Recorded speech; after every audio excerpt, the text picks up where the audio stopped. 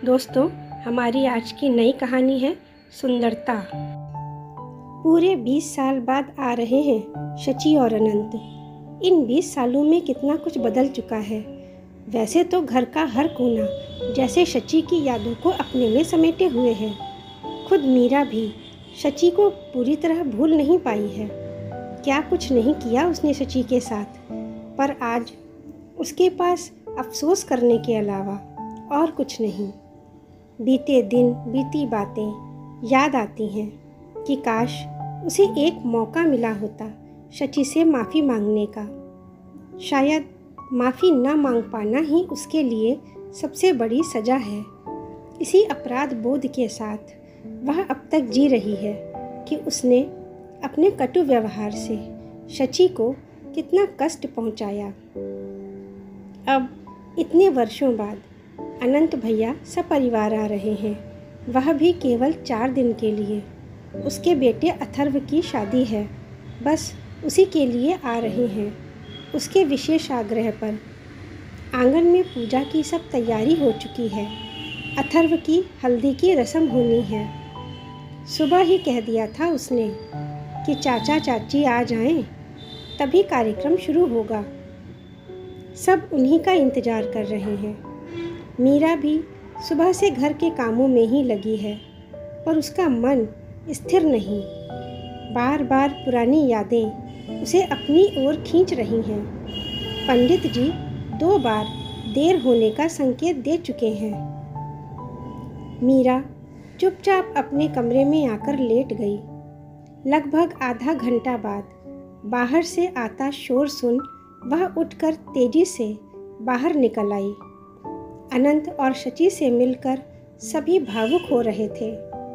कुछ पल वह वहीं खड़ी रही, फिर हाथ पर आंचल लपेटती हुई आगे बढ़ी। दोनों ने चौंक कर उसकी तरफ देखा और झुककर उसके पैर छुए। मीरा ने एक नज़र शची पर डाली। अभी भी पहले जैसी ही दिखती है, वही सादगी, वही सिंगार और चेहरे पर फैली वही मुस्कुराहट। उन्हें खाली हाथ देख अम्मा जी ने पूछा, शची, तुम लोगों का सामान? अम्मा, हमने होटल में कमरा ले लिया है, सामान वहीं रखा है, अनंत ने जवाब दिया। घर होते हुए होटल में? अमित ने पूछा। अरे नहीं, ठीक है भैया, आइए, कहते हुए अनंत अंदर आ गया। पूजा में देर हो रही है, पंडित जी ने फिर पुकारा। हल्दी की रस्म पूरी की गई। मीरा ने महसूस किया कि अनंत और शची घर का हर कोना निहार अपने कमरे में पहुंच ठिठक गए। वहां तो अथर्व का सामान रखा हुआ था। हल्दी के बाद ही शाम को मेहंदी और महिला संगीत रखा था मीरा ने। रात खाना खाकर अनंत परिवार सहित होटल चला गया। मीरा भी थक गई थी। लेटी तो नींद नहीं आई। अपनी शादी याद आने लगी। कितना घमंड था उसे अपनी सुंदरता पर। सास से अपनी तारीफ सुन वह और गदगद हो जाती। अपनी सुंदरता के आगे उसे सब फीका नजर आता। सुंदरता को आधार बनाकर धीरे धीरे वह सब पर राज करने लगी। अमित भी उसी के आगे पीछे डोलता रहता। घर के सारे काम मीरा अपनी मर्जी से करने लगी। मन होता तो काम करती और नहीं होता तो कमरे में बैठ टीवी देखती रहती या सो जाती। अकेले सास को ही सारा काम करना पड़ता। सास के लाड़ दुलार का गलत फ़ायदा उठाने लगी। फिर बारी आई देवर अनंत के ब्याह की। मीरा अपनी चचेरी बहन से अनंत का ब्याह कराना चाहती थी, लेकिन अनंत ने तो शची को पसंद कर रखा था।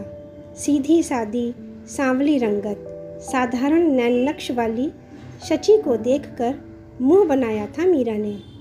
कहा, ये कैसी लड़की पसंद की है भैया, कोई ढंग की नहीं मिली।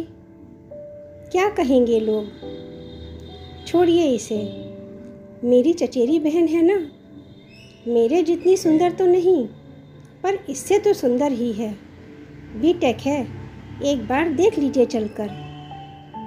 एक बहू इतनी गोरी चिट्टी और दूसरी काली, रात दिन का फर्क है बेटा, सोच लो, कहकर अम्मा ने भी समर्थन किया। अम्मा, रंग से क्या होता है, स्वभाव और गुण भी तो देखने चाहिए। मुझे शची पसंद है, उसी से विवाह करूँगा। जिसको ना पसंद हो वो ना आए। अनंत ने अपना निर्णय सुना दिया। मीरा खींच कर रह गई। शादी के बाद शची ने जल्दी ही अपने स्वभाव से सबका दिल जीत लिया। जितनी शांत थी उतनी ही समझदार, घर के काम में होशियार, जो काम करती पूरे मनोयोग से करती। अनंत के साथ अम्मा भी उसका गुणगान करने लगी। मीरा को अपना वर्चस्व कम होता नजर आने लगा। उसी समय से वह शची को नीचा दिखाने का प्रयास करने लगी। अक्सर उसके काम में कमियां निकालती, सांवले रंग को लेकर टिप्पणी करती रहती। खुद ही अपनी सुंदरता का बखान कर शची को नीचा दिखाने की कोशिश करने लगी। शची उससे कुछ न कह पाती, कभी अकेले में और कभी अनंत के सामने रोकर मन हल्का कर लेती। एक दिन शची 2 सूट और 1 साड़ी खरीद कर लाई। वह अम्मा को दिखा रही थी। अम्मा ने उसकी पसंद पर खुशी जताई, लेकिन मीरा ने टोकते हुए कहा, शची, बुरा मत मानना, ये रंग तुम्हारे ऊपर अच्छे नहीं लगेंगे। मेरी बात मानो, तुम ऐसे रंग के कपड़े लिया करो जो तुम्हारी रंगत पर अच्छे लगें। ये सारे रंग तो गोरे लोगों पर ही खिलते हैं। सुनकर शची उदास हो गई। उसने अम्मा की तरफ देखा तो उन्होंने उसे ही चुप कराते हुए कहा, जाने दो, इसकी ऐसे ही बोलने की आदत है। कुछ समय बाद जब शची माँ बनने वाली थी, तब भी मीरा ने अपनी चिढ़ निकालने में कोई कसर ना छोड़ी। वह शची के साथ कहीं भी जाने को तैयार ना होती, यहाँ तक कि अपने दोनों बेटों को भी उससे दूर रखने की कोशिश करती। कहते हैं, समय हमेशा एक सा नहीं रहता। हर व्यक्ति को अपने कर्म भुगतने पड़ते हैं। मीरा के साथ भी यही हुआ। उसके बेटे बड़े हुए तो शची के प्रति माँ के बर्ताव को स्वीकार न कर सके। दोनों ही मीरा से नाराज रहने लगे। शची का घर का सारा काम करती, उन दोनों का भी ख्याल रखती, इसलिए मीरा के बेटे उसी से दूर रहने लगे। अम्मा भी हर बात शची से कहने लगी। अमित भी शची से हर काम की प्रशंसा करते रहते। मीरा चिढ़ और सुंदरता के गुमान में ही फंसी रह गई।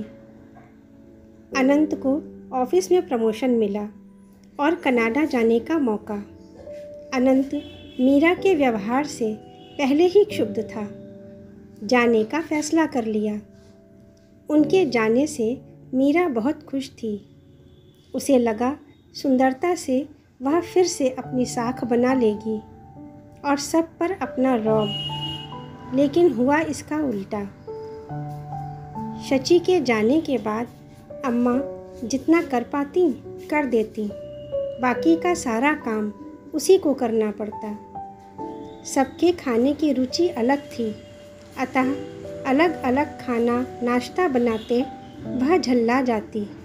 तब उसे लगता, पता नहीं शची कैसे कर लेती थी।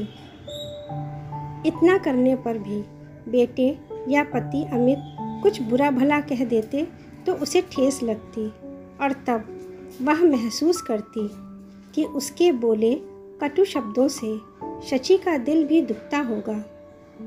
बेटे बड़े हो गए, कॉलेज जाने लगे। वह सबके दिल में शची जैसी जगह न बना पाई। अम्मा उसकी तुलना करते हुए शची के काम की प्रशंसा करने लगती तो वह रो पड़ती। उन पलों में वह समझ पाई कि जो बोया सो पाया कि उक्ति चरितार्थ हो रही है। उसने शची के साथ जैसा किया वैसा ही उसके साथ हो रहा है। एकाएक नियति ने उसे एक और सजा दी। उसे चेचक निकल आई। बड़े बड़े दानों से चेहरा भर गया। दर्द और तेज बुखार से परेशान हो उठी। बार बार अपने किए की माफ़ी मांगती रही भगवान से। लंबे इलाज के बाद ठीक तो हो गई, पर चेहरे और हाथ पर निशान रह गए। सुंदरता का घमंड चकनाचूर हो गया। उसने कभी शची से अपनापन नहीं दिखाया और आज खुद भी उसी अपनेपन को तरस रही है। इसीलिए अमित से विशेष कहकर उनको बुलाने का आग्रह किया था, ताकि वह अपने कटु व्यवहार की माफ़ी मांग सके उन दोनों से। यही सही मौका है जब वह अपने सुधरने का प्रमाण दे सकती थी। वह समझ चुकी है कि अब ऊपरी सुंदरता से मन की सुंदरता ज़्यादा महत्वपूर्ण होती है। अब उसे कल सुबह का इंतज़ार है, जब वह अनंत और शची से माफ़ी मांगकर प्रायश्चित पूरा कर सकेगी।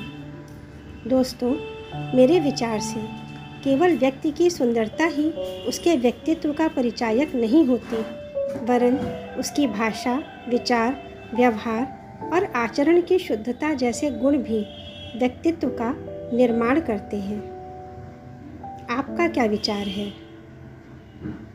कहानी पसंद आई है तो उसे लाइक करें, अपने सुझाव अवश्य दें और हमारे चैनल को सब्सक्राइब करना बिल्कुल ना भूलें। धन्यवाद।